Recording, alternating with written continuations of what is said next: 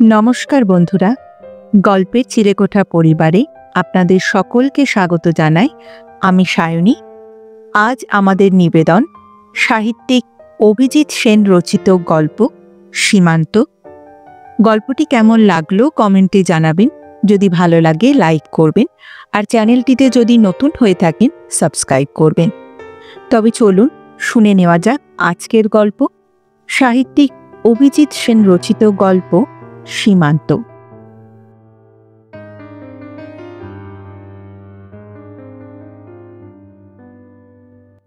বিভূতি ছেলেকে নিয়ে সীমান্ত দেখাতে চলেছে। সীমান্ত না বলে বর্ডার বলা ভালো। ভারত বাংলাদেশ বর্ডার। বর্ডার শব্দটাই বেশি চালু। যে শহরে তারা থাকে সেখান থেকে বর্ডার মাত্র 30 মাইলের রাস্তা। অথচ খোকার বর্ডার দেখা হয়নি। এটা তার একটা আফসোস ছিল। এখন সে বাসের জানলার ধারে বসে উত্তেজনা চেপে রাখার চেষ্টা করছে, যা তার চোখ মুখ দেখলে সহজেই ধরা পড়ে যাচ্ছে।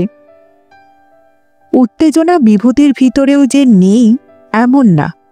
খোকার উত্তেজনার কারণ এক, বিভূতির আর এক। আগেও কাজে কর্মে বর্ডারের কাছাকাছি এলে সে চেকপোস্টের অফিসের কাছে এসে দাঁড়িয়েছে। নস্টালজিয়া হোক আর যাই হোক, গেট পার হয়ে এসে ওপারের মাটি হাত দিয়ে স্পর্শ করেছে। না, সে তেমন শিহরণ অঙ্গ প্রত্যঙ্গে অনুভব করেনি ঠিকই, কিন্তু মনটা তো দূরবর্তী হয়েছে। ব্যথা বেদনার একটা আবেগ তো টের পেয়েছে গলার কাছে। অথচ এত আবেগ বোধ করবার কি বা কারণ এখন আর থাকতে পারে? এখন তার বয়স 45 বছর। গত 32 বছর ধরে ও দেশটার সঙ্গে তার কোনো সম্পর্ক নেই। 13 বছর বয়সে সেই যে আশা, সেই শেষ, আর যাওয়া হয়নি। অবশ্য সম্পর্ক একেবারে ছিল না সে কথা বললে একটু ভুলই হবে। বাবা মা ছিলেন ছোট ভাই বোনদের নিয়ে আরও 10-12 বছর, কিন্তু বিভূতির আর যাওয়া হয়নি। আবেগের কারণ অবশ্যই আছে। জীবনের প্রথম 13 বছর, শৈশব আর কৈশোরের জাদু এবং বিস্ময়ের পৃথিবী বিভূতি আর কি কোথাও খুঁজে পাবে? কেউ কখনো আর পায় না, মাত্র একবারই পায় মানুষ সেসব। এখন খোকার বয়স 11 বছর। এখন খোকা পাচ্ছে। একটু আগেই সে কানের কাছে মুখ এনে ফিসফিস করে জিজ্ঞেস করেছে, রূপা কাকে বলে বাবা? ফিসফিস করে বলেছে যাতে অন্য কেউ শুনতে না পায়। বাসের নিত্যযাত্রী অনেক আছে। তাদের মধ্যে বেশ কয়েকজন শিক্ষক বা ব্লক ও ব্যাংক ইত্যাদি কর্মচারী, বেশ কয়েকজন শহরের ফোরে বা ছোট ব্যবসায়ী যারা কোনো হাটে যাচ্ছে। এরকম একজন তার সঙ্গীকে কথাটা বলছিল, শ্রাবণ মাসে রূপার এমন চেহারা অনেকদিন দেখিনি ভাই। কথাটা বিভূতির কানেও গেছে। সত্যি মাঠের চেহারা এবার দেখবার মতো। প্রায় 1 মাস বয়সের ধান গাছ মাইলের পর মাইল বিস্তৃত, ঘন সবুজ আদিগন্ত। কি সুন্দর আর কি আশাব্যঞ্জক যে মনে হয় পুরো ব্যাপারটাই হয়তো অবাস্তব। খোকার কথাটা বক্তার কানেও যায়। তার দুহাঁটুর মধ্যে একটা হাঁটুরে ছাতা, হাত পাটের দড়ি দিয়ে শক্ত করে বাঁধা কয়েকটা খালি বস্তা। নিঃসন্দেহে মানুষটা হাটের ফোরে। লোকটি বলে, রোপা জানো না খোকা? কাচলায় বিচন ফেলতে হয়। সেই বিচন যখন গাড়ার উপযুক্ত হয় তখন মাঠের জমিতে হাল মই দিয়ে তাতে ওই বিছন গাড়তে হয়। বিছন গাড়া হয়ে গেলে তখন তাকে বলা হবে রোপা। বুঝলে খোকা? খোকা আরো অন্তত 2টো নতুন শব্দ শোনে, কাচলা আর গাড়া। সে লাজুক ধরনের ছেলে। এখন বাবার মুখের দিকে এক ঝলক তাকিয়ে মুখ নামিয়ে নেয়। বিভূতি জানে এই নতুন 2টো শব্দের অর্থ খোকা তাকে পরে জিজ্ঞেস করবে। লোকটি আবার জিজ্ঞেস করে, তোমরা কোথায় যাবে খোকা? খোকা বলে, আমরা বর্ডার দেখতে যাচ্ছি। বর্ডার? ওই তো বর্ডার। ওই যে মাঠের মধ্যে গাছ আর ঘরগুলো দেখছো, ওগুলো সব বাংলাদেশ, লোকটি বলে। খোকার চোখে মুখে চকিত বিস্ময়। সে সিট থেকে উঠে দাঁড়িয়ে ওপারের গাছপালা ঘরবাড়ি দেখতে থাকে। এত কাছে, অথচ আর একটা দেশ। সে বলে, ওই মানুষগুলো সব বাংলাদেশের মানুষ? লোকটি বলে, হ্যাঁ, বাংলাদেশেরই তো। বস্তুত রাস্তাটার দীর্ঘ প্রলম্ব জুড়ে ডান দিকে 1 মাইল 1.5 মাইল তফাতে বাংলাদেশের সীমান্ত। লোকটিকে বেশ ভালো লাগে বিভূতির। কেমন খোকার মতো মুখচোরা ছেলের সঙ্গেও বেশ জমিয়ে নিয়েছে। এমনকি খোকাকে ওপারের কয়েকটা গ্রাম দেখিয়ে তাদের নাম অবধি বলে দিল। খোকা এখন জানলায় হাত রেখে তার উপরে চিবুক চেপে ওপারের গ্রাম দেখছে।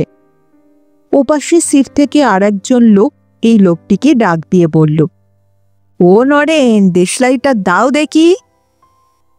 লোকটি এতক্ষণ যে খোকার সঙ্গে কথা বলছিল তার নাম নরেন।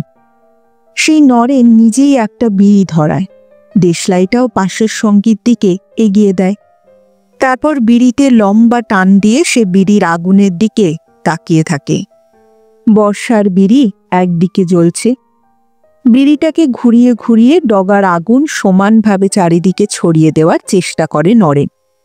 তারপর বিড়িতে আবার টান দিয়ে বিভূতিকে জিজ্ঞেস করে, বাড়ি কি ওপারে ছিল দাদার? বিভূতি একটু হেসে বলে, হ্যাঁ। তাই মায়া ছাড়তে পারেননি? বিভূতি হাসে। কোথায় ছিল বাড়ি? বিভূতি বলে, একদম দক্ষিণে, বরিশালে। ও, গেছি একবার, ভালো জায়গা। বিভূতি ভাবে এবার ধান আর নারকেল সুপারির কথা হয়তো আসবে, কিন্তু নরেন বলে, আমার বাড়ি ছিল বগুড়া, এখান থেকে বেশি দূরে নয়, কয়েক ঘন্টা রাস্তা মাত্র। বিভূতি বলে, কয়েক ঘন্টার রাস্তা? তাহলে তো মাঝে মধ্যে যেতে পারেন। নরেন বলে, যাই মাঝে মধ্যে, তবে শালারা কি করে ফেলেছে এখন।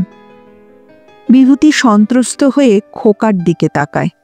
না, খোকাই শালারা শব্দটা শোনেনি। নরেন আবার বলে, শুয়োরের বাচ্চারা এমন বেঈমান, বুঝলেন, এত কাণ্ডের পরেও হিন্দুর নাম সইতে পারে না।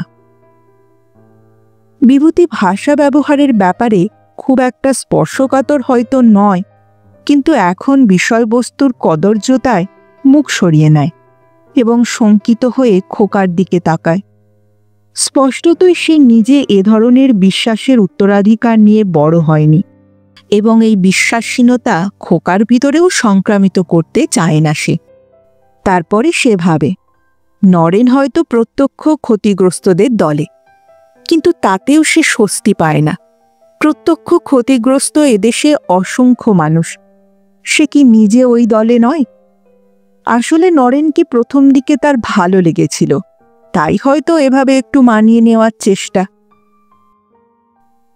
32 বছর আগে গ্রাম সম্পর্কে কাকা হয় এমন এক ব্যক্তি ভুবন নুরুলকে চড়চাপটা মেরেছিল একদিন।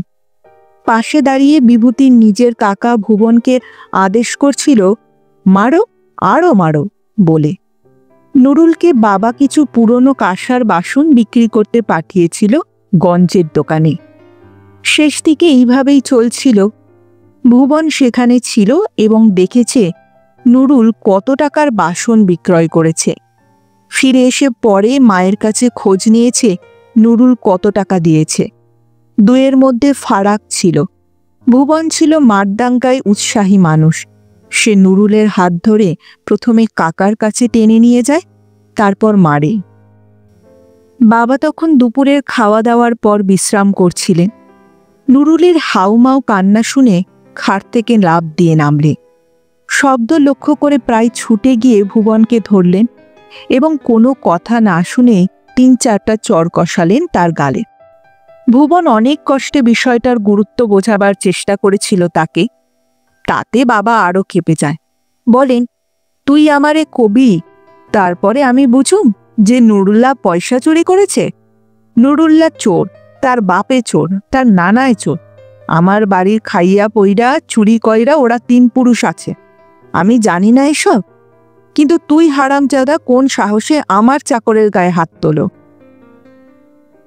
বাবা নুরুলের হাত ধরে সরিয়ে নিয়ে গিয়েছিলেন, অথচ বাবা ভুবন কাকাকেও খুব পছন্দ করতে। কেননা ভুবন কাকা ছিল ভারী সৎ ও সাহসী। মাছ ধরা, ফুটবল খেলা, থিয়েটার করা খুব উৎসাহী যুবক ছিল সে। বাবা এই ধরনের মানুষ খুব পছন্দ করতেন। যেমন পছন্দ করতেন জিয়ল গাজীকে। বিভূতিরা তাকেও কাকা বলে ডাকত। জিয়লের ছিল দৈত্যের মতো চেহারা। বাবার থিয়েটারে জিয়ল ভীম, ঘটোৎকচ এইসব সাজত। জিয়ল ছিল অদ্ভুত শক্তিশালী মানুষ, বিভূতির বাবার চোখে বীর। বাবা বলতেন, ক্যারে জিয়ল, আমারে কাটবি? জিয়ল হা হা হা করে হাসত। বাবা বলতেন, গর্দানের মাপটা লইয়া যা জিয়ল। আসলে এসব তখন আর নেহাতি রসিকতার কথা ছিল না বোধহয়। বরিশালের বিভিন্ন জায়গায় তখন দাঙ্গা শুরু হয়েছে। হিন্দুরা সব পালাচ্ছে। বাতাসে গুজব চৈত্রের তুলোর থেকেও দ্রুত ছড়াতো। তাছাড়া জিয়ল সম্বন্ধে নানা রকম কানাঘুষা আগেই ছিল, তখন আরও বেড়েছিল। সে থাকত বিভূতিদের গ্রাম থেকে মাইল 3-4 তফাতে। কাজেই নিয়মিত যোগাযোগ তাদের ছিল না। বাবা জিয়ল সম্বন্ধে অপপ্রচার বিশ্বাস করতেন না। কিন্তু তারপরেই ঘটল সেই ঘটনা। বিভূতিদের প্রাচীন দোতলা বাড়িটার ওপরে লোক ছিল মানুষের।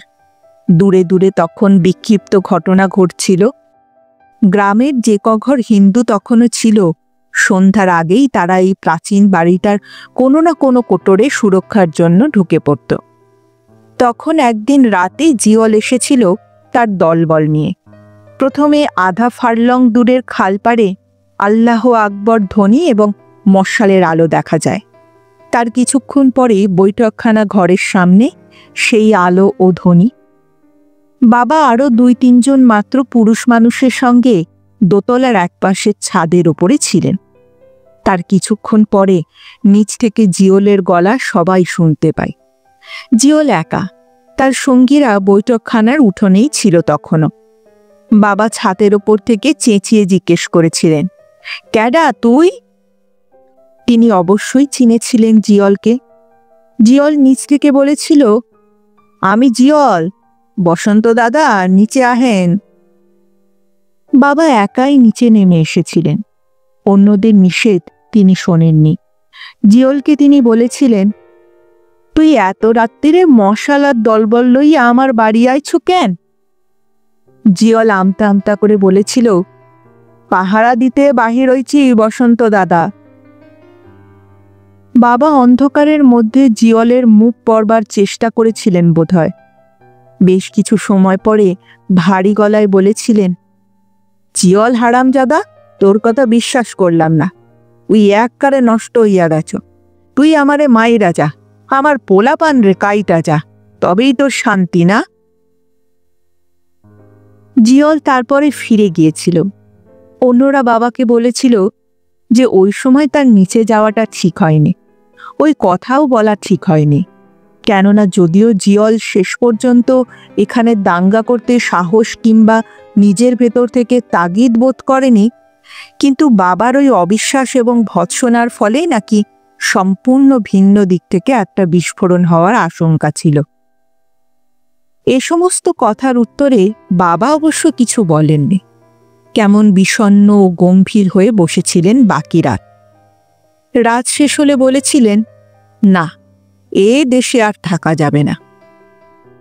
বিভূতির 3 দিদি তখন বড় হয়েছিল, সেজন্যই চিন্তা ছিল বেশি। বিষণ্ণ বাবা জোগাড় যন্তর করে আধা সংসার কলকাতায় পাঠিয়ে দিয়েছিলেন আত্মীয়দের গলগ্রহ করে, কিন্তু নিজে অন্যের গলগ্রহ হতে পারেননি শেষ পর্যন্ত। দেশের বাড়িতে তাই থেকে গিয়েছিলেন বাবা, মা এবং ছোট 3 ভাই বোন। বাবা জিয়লকে সেই শেষবারেও হারামজাদা বলেছিলেন। কথাটা তার মুখে লফজ ছিল। কারো ওপর খুশি হলে সেই খুশির স্বীকৃতি জানাতেন ওই শব্দটা দিয়ে। আবার অভিমান করলেও প্রকাশ করতেন ওই শব্দটা দিয়েই। কিন্তু আশ্চর্য, কাউকে প্রত্যাঘাত করবার জন্য বা যথার্থ ক্রুদ্ধ হয়ে কখনো হারামজাদা শব্দটা ব্যবহার করতেন না তো তিনি। এখন বাসের মধ্যে নরেন বললে, শুয়োরের বাচ্চা এবং বেঈমান। তার গলায় উপচে ওটা বিষ, যা ঢাকা চাপা দেওয়ার কোনো চেষ্টাই নেই। দেশ ছাড়ার দিন 15 আগে একটা বড় বড় লোমওয়ালা সাদা ধবধবে কুকুর কোত্থেকে যেন এসে হাজির হয়েছিল। বিলেতি কুকুর বিভূতিদের ওদিকে বড় একটা দেখা যেত না। পরিশ্রমী কুকুরটা দালানের একপাশে বসেই ভীতি উদ্রেককারী লম্বা জিভ বের করে হাঁপাচ্ছিল। আর তখনই দেখা যায় কুকুরটা চোয়ালের নিচের দিকে একটা আঘাতের চিহ্ন, পুরনো নয়। বাবা তখন পুকুর থেকে স্নান করে ফিরে আসছিলেন। কুকুরটার সামনে এসে হতভম্বের মতো দাঁড়িয়ে পড়েছিলেন তিনি। বিভূতি দৃশ্যটা আজও চোখের সামনে দেখে। বাবা কথা বলতে পারছে না, চোখের দৃষ্টি ততক্ষণে ঝাপসা। মুখ, ঠোঁট, গলা ও পেটের পেশি অবরুদ্ধ কান্নার দাপটে কাঁপছে। তারপর সমস্ত অবরোধ একটা দমকায় ভেঙে পড়ে। কাঁদতে কাঁদতে বলতে থাকেন, লক্ষণের সোহাইক্কা কুত্তা মাঘ মাসে যখন গেছিলাম তখন দেইখা আইছিলাম। কুত্তার কত নাচন কন্দন রে।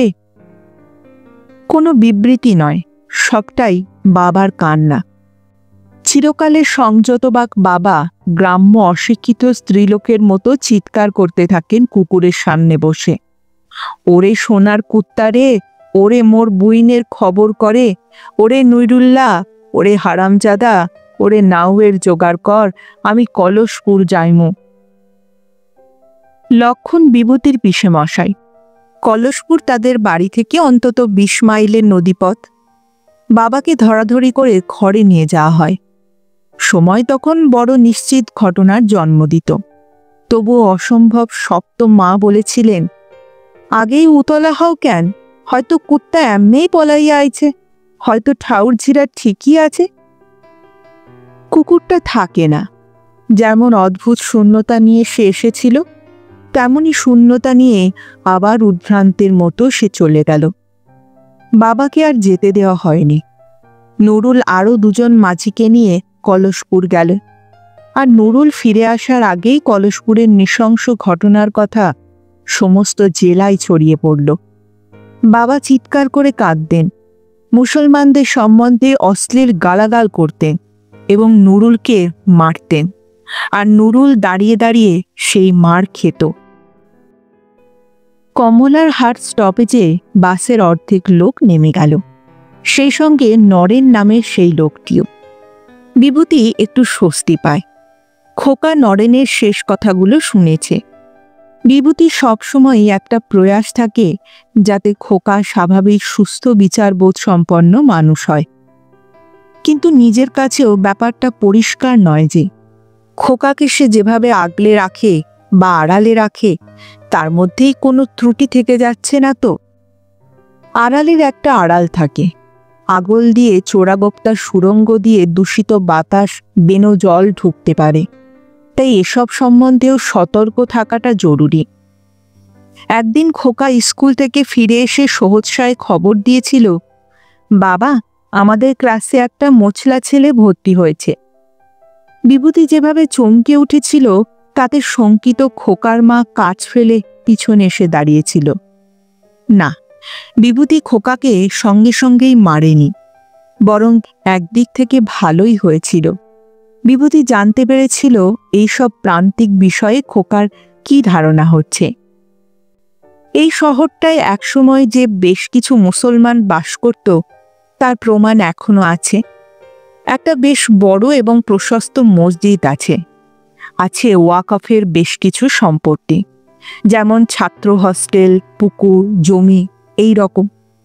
সেসব সম্পত্তি এখন 12 ভূতে 12 কায়দায় লুটে খাচ্ছে। শহরের স্থায়ী বাসিন্দা কোনো মুসলমান পরিবার এখন আর নেই। শুধু সামান্য 2-4 ঘর সরকারি কর্মচারী আছে বদলির চাকরির কারণে। তাও সরকারি কর্মচারী যদি নিম্নপদস্থ হয় তবে তার পক্ষে বেশি দিন এখানে থাকা সম্ভব নয়, কেননা তার পক্ষে বাড়ি ভাড়া পাওয়া মুশকিল। অথচ শহরটায় কোনোদিনও দাঙ্গা হয়নি। শহরটার উপরই কাঠামোতে সাম্প্রদায়িক বিদ্বেষের কোনো প্রভাব বিভূতি প্রত্যক্ষভাবে কখনো অনুভব করেনি। খোকা মুসলমান চিনেছে ইতিহাসের বইতে, নরেনের মতো মানুষের কথাবার্তায়, স্কুলের পাকা বন্ধুদের বিশ্লেষণে। তার পরিচিতিতে মুসলমান এতকাল ছিল না, কাজেই কোনো সমস্যাও হয়নি। এখন সমস্যা হচ্ছে বা হয়েছে, কেননা প্রতিপক্ষীয়রা কিন্তু থেমে নেই।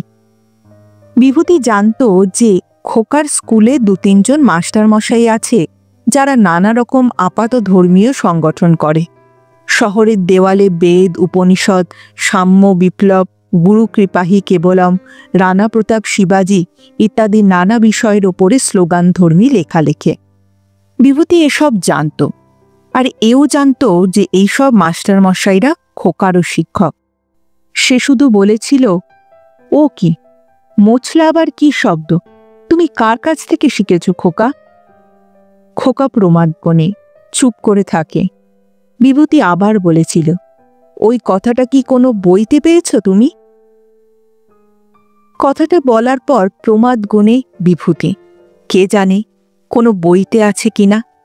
থাকলেও বিচিত্র কি, আনন্দ মঠে এর থেকে অনেক বেশি ঘৃণা বিদ্বেষপূর্ণ কথা যথেষ্ট ব্যবহার করা হয়েছে। খোকা তার বয়সের তুলনায় অনেক বেশি পড়ে, এবং খোকা আনন্দ মঠও পড়েছে। খোকা যদি এমন সর্বজন মান্য কোনো বইয়ের কথা বলে, খোকা কোনো কথারই উত্তর দেয় না। সে নিচের দিকে তাকিয়ে পায়ের বুড়ো আঙুল দিয়ে মেঝেতে দাগ কাটে। বিভূতি সেই অধমুখ বালকের দিকে তাকিয়ে নানা রকম সম্ভাবনার কথা ভেবেছিল। খোকা ইতিমধ্যেই এই বিষ আত্মস্থ করে বসে আছে নাকি? না হলে প্রসঙ্গের উল্লেখ মাত্রই সে এমন ধরা পড়া চোরের মতো চুপ করে আছে কেন? তার মুখে এই মুহূর্তেও কিসের ছাপ? অপরাধের, নাকি অপরাধ বোধের, নাকি ধরা পড়ার? কিছুক্ষণ পরে বিভূতি তার গালে সশব্দে একটা চড় কষিয়েছিল। বলেছিল, তোমাকে এসব অসভ্যতা কে শিখিয়েছে? এবং সঙ্গে সঙ্গেই তার ভিতর থেকে কেউ একজন বলে উঠেছিল, তুমি তুমি বিভূতি, তোমার অসাবধানতাই এর জন্য দায়ী। কলকাতার স্কুলে পড়ার সময় সে আর শাহিদ একদিন মারামারি করেছিল। অন্য ছেলেরা তাকেই সমর্থন করেছিল। পরদিন শাহিদের বাবা এসেছিলেন স্কুলে। হেডমাস্টার মশাই বিভূতিকে ডেকে পাঠিয়েছিলেন। শাহিদের বাবা বড় চাকরি করতেন। হেডমাস্টার মশাইয়ের সঙ্গে কথা কাটাকাটির সময় বলে বসেছিলেন, স্কুলে সাম্প্রদায়িকতা ছড়ানো হচ্ছে। বৃদ্ধ হেডমাস্টার মশাই আঘাত পেয়েছিলেন তার কথায়। ক্ষোভ এবং হতাশায় বিভূতিকে বেত মেরেছিলেন তিনি, যদিও বিভূতিকে বড়ই ভালোবাসতেন। শাহিদের সঙ্গে বিভূতির আর সদ্ভাব হয়নি। বিভূতি চেষ্টা করেও করতে পারেনি, কারণ শাহিদ ছিল অত্যন্ত স্পর্শকাতর এবং ভীষণ অভিমানী। বিভূতি সেই সময়ে বুঝতে পারে স্পর্শকাতরতা এবং অভিমান সাম্প্রদায়িক সন্দেহকে কি পরিমাণে বাড়ায়। এর কিছুদিন পরে শাহিদরা এ দেশ ছেড়ে ঢাকায় চলে যায়। মাথা ঠান্ডা হলে ফুপিয়ে কাদা ছেলের মুখের দিকে তাকিয়ে বড় লজ্জা পেয়েছিল বিভূতি। খোকার বয়স এবং অভিজ্ঞতার কথা চিন্তা না করেই বড় বেশি দায়িত্ব চাপিয়ে দিয়েছে তার মাথায়। সেদিন আর সে বেরোয়নি কোথাও। খোকাকে নিয়ে খাটে শুয়ে সারা সন্ধে অনেক রাত পর্যন্ত গল্প করেছিল সে। ছেলেবেলার গল্প, দেশের বাড়ির গল্প, বাবার গল্প, দেশভাগ, শৈশব ও কৈশোর, কলকাতার দাঙ্গা এবং তার দেখা অজস্র মানুষ। বাসের ভিড় কমতে ভাদ্র মাসের গুমোটটাও কম লাগলো বিভূতি। অল্প কয়েকজন লোক আছে বাসে, এমনকি কতগুলো বসার আসন এখন খালিই পড়ে আছে। কিন্তু তা সত্ত্বেও মধ্যবয়সী এক দম্পতি গাড়ির মেঝেতে বসে আছে একপাশে। কন্ডাক্টর এসে তাদের সামনের আসনটায় বসে, বলে, মিয়া বিবি দোনোজনাই বিনা পয়সায় যাবা কেন? আমি তা হবার দিমো কেন, পয়সা বার করো। লোকটা একটু করুণ হাসি হাসবার চেষ্টা করে বলে, থাকলে দিই না, পয়সা নাই। পয়সা নাই অথচ গাড়িতে ওটার শখ কেন? নোংরা এবং ছেঁড়া ঘোমটার আড়ালে স্ত্রী লোকটির মুখ দেখা যায় না। কন্ডাক্টর টান দিয়ে বোঁচকা নেয় এবং খুলে ফেলে ছড়ায়। বস্তুত তার হাবে ভাবে এটা পরিষ্কার যে পয়সার জন্য সে যতটা না ব্যগ্র, তার থেকেও অনেক বেশি উৎসাহী রগড় করতে। লোকটিকে জিজ্ঞেস করে, যাবা কোনটি, ওপারে? পাসপোর্ট আছে? লোকটি করুণ দৃষ্টিতে উপরের দিকে তাকায়। আরো 2-4 মানুষ রগরের গন্ধ পেয়েছে। একজন বলে, আরে পয়সা নাই তো পিরানটা খুইলে লেন। লোকটি বক্তার মুখের দিকে তাকাতে গিয়ে আবার চোখ সরিয়ে নেয়। এক যুবক উগ্র হয়, বলে, নামায় দেন গাড়ি থিকা, সালা বেইমানের জাত। এপারের শালারা যেটা খুশি সেটা ঘুরে বেড়ায়, হারা কিছু কই না, আর ওপারের যান শালার মিট চ্যাংড়া ছেলেগুলো পর্যন্ত পাছু নাড়বে। কোনটি যাবেন, বাড়ি কোথায়, নামো শালা। আরেকজন ভুক্তভোগী।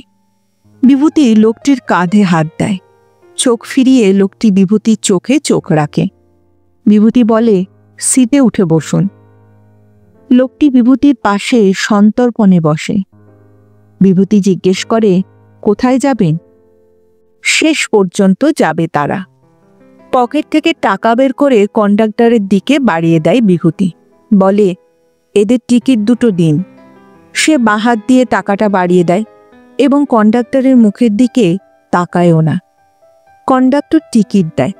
সেই উগ্র যুবকের সমর্থনেও লোক পাওয়া যায়। জয় বাংলা, অর্থাৎ বাংলাদেশের যুদ্ধের সময় এই নিমখারাম মানুষগুলোর জন্য কে কি করেছে তার একটা হিসাবও হয়। ছোকরা বিভূতিকে শুনিয়ে শ্লেষ করে, মুসলমানের সঙ্গে পীড়িত। বিভূতি অন্যদের কথা শোনে না, কিন্তু খোকা শোনে এবং এক একটা মন্তব্যে হঠাৎ হঠাৎ বাপের দিকে চোখ তুলে তাকায়। বিভূতি বলে, আপনারা কি ওপারে যাবেন? লোকটি বলে, হ্যাঁ বাবু। পাসপোর্ট আছে? না। তাহলে যাবেন কি করে? কত লোক তো যাতায়াত করে, তবে আজ খুব একটা অসুবিধে হবে না। কেন? আজ না খুশির ঈদ। বিভূতির মনে হয় আজ যদিও রবিবার, কিন্তু ক্যালেন্ডারের তারিখটার পাশে ঈদ উল ফিতরের কথাও লেখা ছিল। বাস তার গন্তব্যের সীমানায় এসে যায়। সবাই নামে। মুসলমান দম্পতির পিছন পিছন, খোকার হাত ধরে বিভূতিও। নেমে বিভূতি একটা চা মিষ্টির দোকানের দিকে হাঁটে। খোকার কিছু খাওয়া দরকার। মধ্যবয়সী লোকটি তার দিকে এসে নিচু হয়ে কপালে হাত তোলে। বলে, চিনা নাই জানা নেই, তবু আমার মান বাঁচালেন আপনি। বিভূতি লোকটার শুকনো মুখের দিকে তাকায়। বলে, তাতে কি হয়েছে, আসুন একটু চা খাই, বিবিকে রাখুন। চা মিষ্টি দিতে বলে বিভূতি জিজ্ঞেস করে, এপারে এসেছিলেন কেন? লোকটি তার বিবির দিকে একবার তাকায়, তারপর বলে, সে তো অনেক কথা বাবু। অনেক কথা? লোকটির দৃষ্টি অনির্দিষ্ট হয়ে যায়। বিবির মাথা ঘোমটার তলে একেবারে অদৃশ্য হয়। বাংলাদেশের গণ্ডগোলের সময় আরও অনেকের সাথে তারাও পালিয়ে এদিকে এসেছিল। তাদের কোনো সন্তান নেই, কিন্তু পথে এক সন্তান জুটে যায়। বছর 8 একটি মেয়ে তার পায়ের সঙ্গে ছিল। বাপ নাকি গণ্ডগোলের প্রথম ধাক্কাতেই খুন হয়েছিল। এখন মা বেটিকে নিয়ে পালিয়ে আসছে অনেকের সঙ্গে। পথে মাটাও মরে। পথ যে মানুষকে কত দেয় আর কত নেয়। মরার আগে বিবির হাতে মেয়েটাকে ধরিয়ে দিয়ে যায় সেই মা। বলে, দিদি, মোর বেটিটা দেখো। তখনই জানা যায় এরা হিন্দু। হিন্দুর মেয়ে মুসলমানের ঘরে মানুষ। বিয়ে শাদির চিন্তা কালক্রমে করতে হয় মিয়া বিবিকে। আল্লাহ রহমান, মেয়ের রূপ ছিল। মুসলমানের ঘরে বিয়ে করতে উৎসুক ছেলের অভাব ছিল না, কিন্তু এরা খোঁজখবর করে হিন্দু ছেলের সঙ্গেই বিয়ে দিয়েছে আরতির। ধর্ম বলে একটা কথা আছে তো। জামাই হাটে হাটে সময়ের মাল কেনাবেচার ব্যবসা করত। সেসব 3 বছর আগেকার কথা। বিয়ের 1 বছর পরে মেয়ে জামাই পার হয়ে আসলো এদিকে। এদিকে জামাইয়ের 5-7 বিঘা জমি জমা বেশ ছিল। মাস 6 খোঁজখবর লেনদেনও ছিল। তারপরে আর খবর নেই। বিবি কেঁদে আকুল হয়, তবুও তো নিজের পেটে ধরেনি। আল্লাহর রহস্য কে বোঝে? মুরগি দিয়ে হাঁসের ডিম ফোটানো দেখেছে কি বিভূতি? হাঁসের বাচ্চা জলে নেমে যায় আর মুরগি ঘন্টার পর ঘন্টা ঠায় দাঁড়িয়ে থাকে পুকুরের পাড়ে। কেই বা কার দোষে? তারপরে কে যে খবর দিয়ে গেল মেয়েকে নাকি ছেড়ে দিয়েছে জামাই। শেষ পর্যন্ত তাই খবর নিতে আসতেই হলো এপারে। না, মেয়ের খোঁজ তারা পায়নি। জামাইয়ের বাড়ির লোকজন অযথা অপবাদ এবং অপমান দিয়েছে তাদের। গ্রামের বদমাশ লোকেরা টাকা পয়সা রাহা খরচের জন্য বেটির জন্য যা এনেছিল সব কেড়ে নিয়েছে। গল্প শুনে বিভূতি স্তব্ধ হয়ে থাকে। চুপ করে থাকে খোকা। মিয়া চা খেয়ে উঠে দাঁড়ায়, বলে, আপনার কথা ভোলবার পারবো না। আফির কোনোদিনও দেখা হবে? আঙ্কা আশা কম, ছেলেপোলা নিয়ে সুখে থাকেন। আল্লাহর খোরত এই আরজি। তারা চলে যেতে বিভূতি চা নিয়ে আরও কিছু সময় বসে থাকে। তারপর খোকাকে নিয়ে হাঁটতে হাঁটতে সে চেকপোস্টে আসে। দূরের থেকে চেকপোস্টের ভিড় দেখে তারা। লোকজনের গুঞ্জন শোনে। 200-500 মানুষ ভারত বাংলাদেশের সীমানার চিহ্ন মুছে দিয়ে ভারী সমারোহ শুরু করেছে সেখানে। সে এক বিচিত্র দৃশ্য। বসে দাঁড়িয়ে ছড়িয়ে ছিটিয়ে মানুষ। অনেক দিন পরে প্রিয়জনের সঙ্গে মিলিত হয়েছে সব। একসঙ্গে খাবার দাবার খাচ্ছে, কোথাও গোল হয়ে বসে, কোথাও বা সরব সহর্ষ গল্পগুজব, কোথাও জড়াজড়ি করে কান্নাকাটি। মেলার মেজাজে মণিহারি এবং মিষ্টির দোকানও বেশ কয়েকটি বসেছে। খাকি ইউনিফর্ম, কাঁধে ঝোলানো সাবমেশিন গান নিয়ে সীমান্ত রক্ষী বাহিনীর সৈনিকরা যে নেই তেমনটা নয়, তবে আজ যেন তারাও খুব নিষ্পৃহ। বিভূতি অবাক হয়, ভাবতে থাকে ব্যাপারটা কি। সমস্ত চত্বরটা এমন স্বাভাবিক যে কাউকে কিছু জিজ্ঞেস করতেও তার সংকোচ হয়। সে আবার একটা চায়ের দোকানে বসে। একটা সিগারেট ধরিয়ে দোকানিকে আস্তে আস্তে জিজ্ঞেস করে, আজ এখানে এত ভিড় কেন ভাই? দোকানি বলে, আজ ঈদ না, ওপারের মানুষ এপারের মানুষ সব এখানে এসে কান্নাকাটি করবে সারাদিন। বিভূতি বলে, এখানে অনেক হিন্দুও তো আছে। দোকানি বলে, আছে তো। প্রতি বছর এমন হয়? হ্যাঁ, 2 বার করে হয় বছরে। এই ঈদের সময় একবার, আর ফের বিজয়া দশমীর সময় একবার। বিভূতি বলে, বিএসএফ, কাস্টমস এরা বাধা দেয় না? দোকানি বলে, মানুষের মেলামেশায় কেউ বাধা দিতে কি পারে দাদা? বিভূতি খোকাকে নিয়ে বসে থাকে। একসময় খোকাকে সে জিজ্ঞেস করে, খোকা, এর মধ্যে কোন লোকটা হিন্দু আর কোন লোকটা মুসলমান খুঁজে বের করতে পারবি? খোকা ভিড়ের ভিতর চোখ ফেরায়। বিভূতি মনে মনে প্রার্থনার মতো স্তব করতে থাকে, পারিস না খোকা, পারিস না।